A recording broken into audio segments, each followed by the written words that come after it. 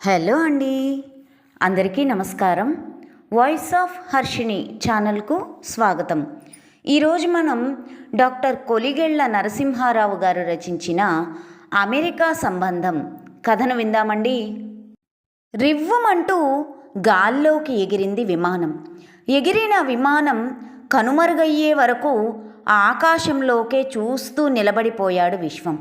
అలా చూడటానికి కారణం ఉంది. ఎగిరిన ఆ విమానంలో తన కూతురు నందన, అల్లుడు ఉన్నారు. అమెరికాలో స్థిరపడ్డ హైదరాబాద్ అబ్బాయితో నందనకు ఇటీవలే పెళ్ళి అయ్యింది. పెళ్ళైన నెల రోజులకే ఇద్దరూ అమెరికా వెళ్ళిపోతున్నారు. విమానం కనుమరుగు కావడంతో ఇద్దరం ఇంటికి బయలుదేరాం కారులో. ఇంటికని వెళ్తుంటే ఓ పెద్ద హోటల్ ముందు ఆగింది కారు. సడన్గా, ఏమిట్రా ఇక్కడ ఆపావు అన్నాను నేను. టిఫిన్ చేసి వెళ్దాం అన్నాడు వాడు. సరే అన్నాను నేను. ఎదురెదురు కుర్చీల్లో విశ్వం, నేను. ఈరోజు ఎందుకో వాడు హుషారుగా కనిపిస్తున్నాడు. వాడి ముఖంలో ఏదో ఆనందం. బహుశా కూతురు అమెరికా వెళ్ళిన ప్రభావం కావచ్చు. 2 పూరీ ఆర్డర్ చేశాడు వాడు. ఈరోజు నాకు చాలా సంతోషంగా ఉందిరా అన్నాడు వాడు. ఉండదా ఏమిటి, కూతురు అల్లుడితో కలిసి అమెరికా వెళ్ళిందిగా అన్నాను నేను. అవునురా, ఎన్నో రోజులుగా ఈ రోజు కోసమే కలలు కన్నానురా. ఇలాంటి సంబంధం కోసం ఎన్ని రోజులుగా ఎదురు చూశానో నాకన్నా ఎక్కువ నీకే తెలుసురా అన్నాడు విశ్వం. అనుకున్నది సాధించానన్న తృప్తి వాడి ముఖంలో కొట్టొచ్చినట్లు కనిపిస్తోంది. మళ్ళీ వాడే కంటిన్యూ చేశాడు. ఈ రోజుతో నా బరువు బాధ్యతలు చాలా తీరాయిరా. పిల్లల్ని కన్నందుకు వారిని అనుకున్నట్లు చదివించాను. చదువులకు తగ్గట్లు అవకాశాలు లభించాయి వారికి. వాళ్ళ స్థానాల్లో వాళ్ళు సెటిల్ అయిపోయారు. కూతురి జీవితం కూడా ఎలా ఉండాలి అని కలలు కన్నానో అలాగే సాగిపోయింది. ఇప్పుడు నాకు చాలా సంతోషంగా ఉందిరా. ఈ క్షణమే చచ్చిపోయినా ఆనందంగా చస్తాను అంటున్న వాడి నోటికి నా చెయ్యి అడ్డు పెట్టాను. ఇక ఆపు అన్నట్లుగా. సంతోషం పట్టలేక ఉద్రేకానికి గురవుతున్నాడు.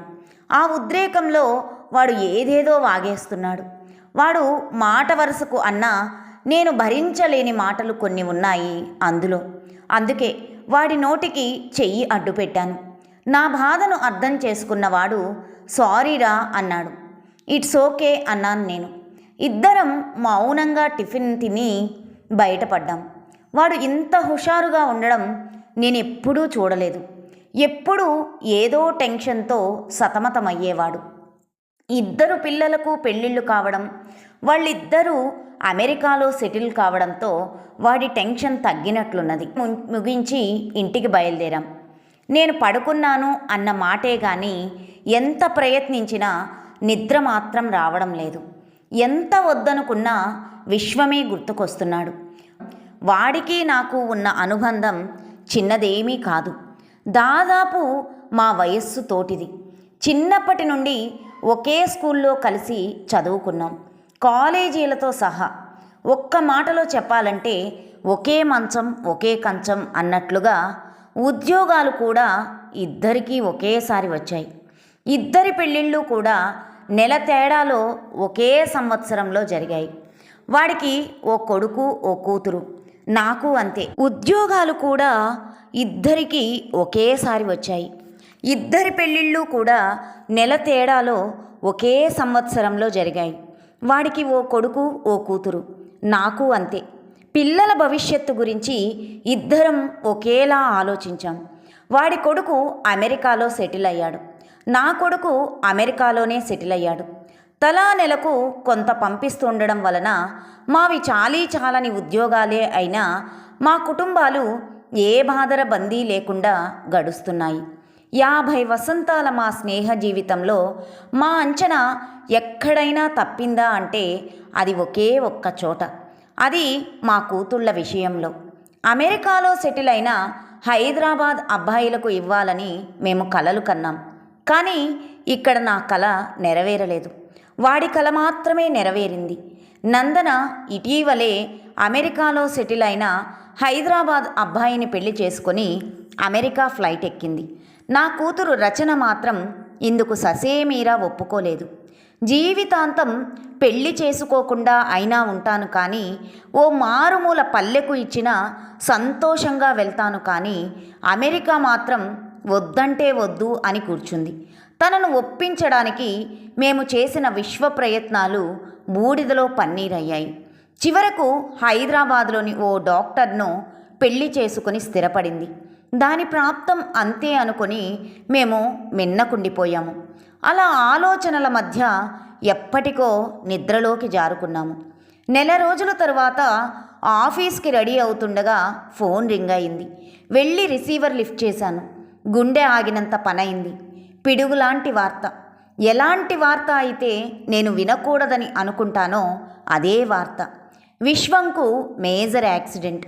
నిమ్స్ చేర్చాము. త్వరగా రావాలని పిలుపు. క్షణాల మీద నేను ఆసుపత్రికి చేరుకున్నాను. వెయిటింగ్ గదిలో విశ్వం భార్య రోదిస్తోంది. కొందరు మిత్రులు కూడా ఉన్నారు. నన్ను చూశాక ఆమె రోదన మరింత ఎక్కువైంది. ఎలా ఉంది అని అడిగాను. తలకి బాగా దెబ్బ తగిలింది. చాలా వరకు రక్తం పోయింది. కోమాలో ఉన్నారు. 2 రోజులు గడిస్తే కానీ ఏమీ చెప్పలేమంటున్నారు డాక్టర్లు. మిత్రుడు చెప్పిన సమాచారం ఇది.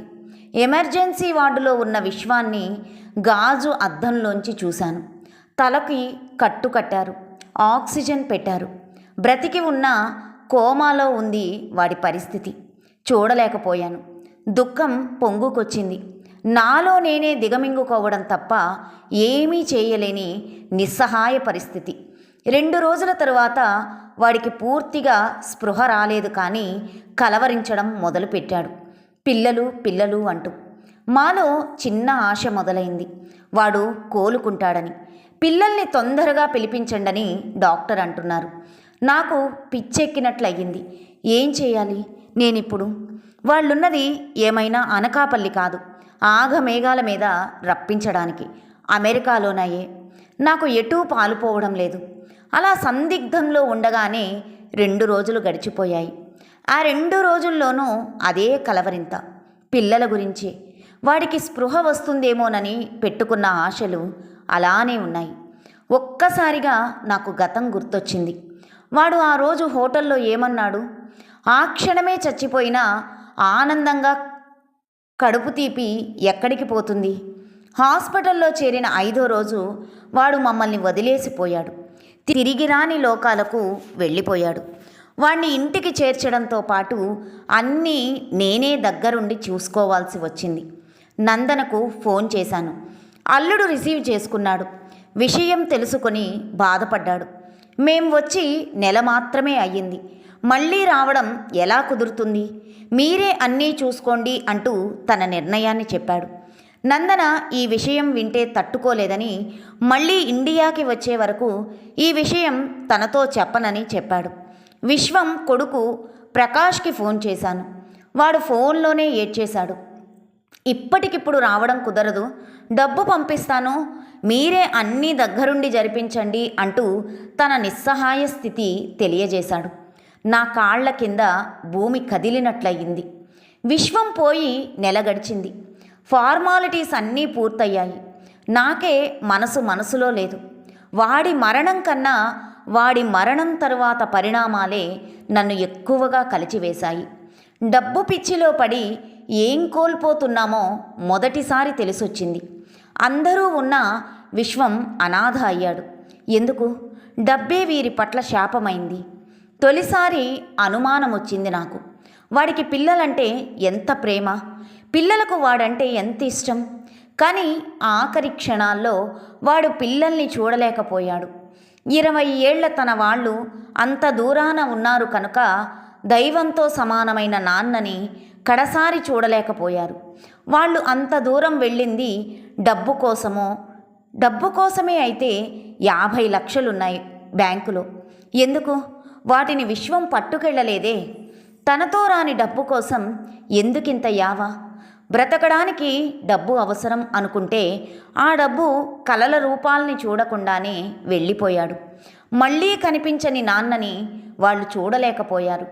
తమను కనీ పెంచి తమ జీవితాల్ని అత్యున్నత స్థాయిలో నిలబెట్టిన నాన్నని చివరి క్షణంలో చూడలేకపోయారు వాళ్ళు. దీనికంతటికీ కారణం ఎవరు? డబ్బే కదా, ఇక్కడ సంపాదించలేమా? దానికోసం దేశమే విడిచిపోవాలా? నెలకు ₹1,00,000 సంపాదించే ప్రకాష్ ఆ లక్షలతో నాన్నని కొనగలడా? పోనీ నాన్నని మళ్ళీ చూడగలడా? తన వారిని కూడా చూడలేని తనకు ఎందుకు ఆ డబ్బంతా? కన్న తండ్రికి కొరివి పెట్టలేని బ్రతుకు ఎందుకు? తండ్రి అంటే ఎవరు? దేవుడు అంటాం. కన్నప్పటి నుంచి ఓ పొజిషన్లో సెటిల్ అయ్యేదాకా నాన్న ఎన్ని అవస్థలు పడతాడు? తిండి కోసం, బట్ట కోసం, పరీక్ష ఫీజుల కోసం, కాలేజీ డొనేషన్ల కోసం నాన్న ఎన్ని తిప్పలు పడతాడు? అలాంటి నాన్న రుణం తీర్చుకునే ఒకే ఒక అవకాశం కొరివి పెట్టడం. అది చేయలేకపోయాడు తను. కొడుకు ఉండి కూడా తమ్ముడి కొడుకుతో తలకొరివి పెట్టించుకోవాల్సి వచ్చింది విశ్వానికి. వాడు చచ్చిపోయాడు కనుక సరిపోయింది. బ్రతికి ఉంటే ఊహల్లో కూడా భరించేవాడు కాదు. దీనికంతటికీ కారణం ఏమిటి? డబ్బే కదా. భవిష్యత్తు కోసమే డబ్బు సంపాదిస్తున్నాం అనుకుంటుంది నేటి యువత. కొడుకు అమెరికాలో ఉన్నాడు, కూతురిని అమెరికాలో ఉన్న అబ్బాయికి ఇచ్చామని చెప్పుకోవడం ఓ స్టేటస్గా ఫీల్ అవుతున్నారు నేటి తల్లిదండ్రులు. కానీ ఆ దిశలో ఏం కోల్పోతున్నామో తెలుసుకోలేకపోతున్నారు. సడన్గా తనకు ఏదైనా జరిగితే తన కొడుకు రాగలడా? తన కూతురు రాగలదా? రాలేరు. వాళ్ళు లేకుండానే అన్నీ జరిగిపోతాయి. ఎన్నో ఏళ్లుగా ముడిపడి ఉన్న ఈ రుణానుబంధంలో కడచూపులో ఒకరినొకరు దగ్గర లేకుంటే ఎందుకీ జీవితాలు? ప్రతి ఒక్కరూ గ్రహించాల్సిన సమస్య. ఇప్పుడు గుర్తొచ్చింది నాకు నా కూతురు. అది ఎంత తెలివైన నిర్ణయం తీసుకుంది. అది అమెరికా సంబంధం వద్దు నాన్న అంటే మేమంతా తనని ఓ తెలివి తక్కువ దానిలా చూశాము. కానీ నాకు ఇప్పుడు బోధపడుతోంది ఎవరు తెలివి తక్కువగా ఆలోచించారు అన్న విషయం. నా గారాల పట్టిని ఎప్పుడు చూడాలనిపిస్తే అప్పుడే వెళ్ళి చూడగలను. ఇప్పటికిప్పుడు నన్ను చూడాలని నా గారాల పట్టికి అనిపించినా వచ్చి చూడగలదు. అంతకన్నా ఏం కావాలి నాకు? అప్పుడు ఆలోచన తట్టింది నాకు, ఎవరో వెన్ను తట్టినట్లు. నా కొడుకు ఉన్నది అమెరికాలోనే. రేపు నాకేదైనా జరిగితే నా గతి ఇంతేనా? నా ఆలోచనే భరించలేకపోతున్నాను నేను. అలా ఎప్పటికీ జరగకూడదు. అప్పుడు నేను తీసుకున్న నిర్ణయం ఒక్కటే, ఎంత తొందరగా వీలైతే అంత తొందరగా వాణ్ణి ఇండియాకి రప్పించి ఆ దిశగా ఏర్పాట్లు ఇప్పుడే ప్రారంభించాలి. ఆ నిర్ణయం తీసుకున్నాక నా మనస్సు కొంత కుదుట పడింది. కథ సమాప్తం. ఈ కథ మీకు నచ్చినట్లయితే లైక్ చేయండి, షేర్ చేయండి, కామెంట్ చేయండి, సబ్స్క్రైబ్ చేసుకుని నన్ను ఎంకరేజ్ చేయండి. ఉంటానండి.